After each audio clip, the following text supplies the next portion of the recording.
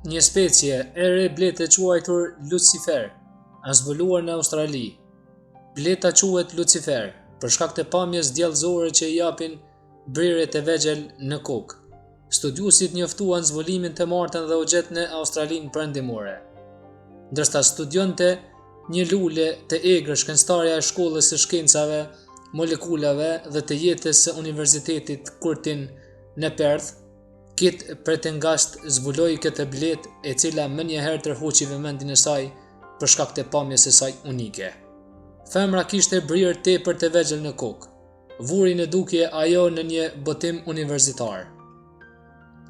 Shkencëtarja një fanse e serialit televiziv Lucifer, që e shikonte në Netflix, vendosi që ky emër i përshtaten në mënyrë të përkryer pamjes djallëzore që i karakterizon këtë bletë.